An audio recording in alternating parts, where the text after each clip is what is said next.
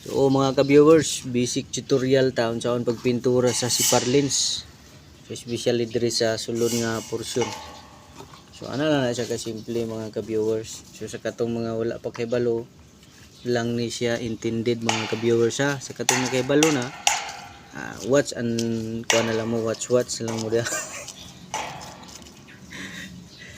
Ani lang na siya mga ka-viewers. So ikan ani saka ni mo na imong ruler. Okay. Kung di mo na anaon pagbirada, pasaka ang roller, so kampat ginang ilalom. Tama na. Makita niyo na kampat kaya na siya. So ana, anaon ni na pagbirada mga ka-viewers. So hasta pa ang kanto ana. Maapil pa na sa pintura. So ana lang ka basic mga ka-viewers magpintura og sipar, especially diri sa sulod. Atong gigamit aning pintura mga ka-viewers sa epoxy primer ni siya. So para sa ko importante nga pinturahan na to daan diri sa ubos before na to i-install, kay kung sa taas man gud medyo lisod na. So at least kung natin sa ubos, pabor kayo o kuot-kuot sa mga kuotonon.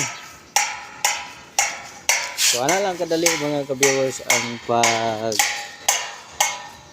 pintura sa sipar lens nga walay kampat, especially diri sa ilalom mga bahin.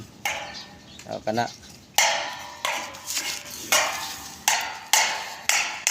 importante po na mga ka-viewers is maayo man ang way kampat, at least hindot pod ang agi. So kung kampat di lain ko na tanawon dito sa ibabaw, napansin mo makita na to ang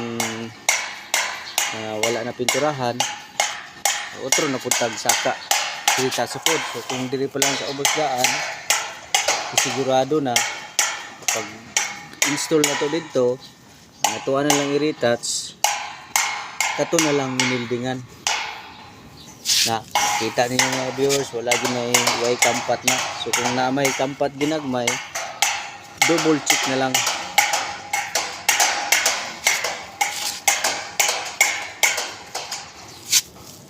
So ang primer pod mga ka-viewers, dili pod siya lapot, kinanglan tama-tama lang pod siya kalapot. So kailangan na to og thinner pang panipis sa pintura.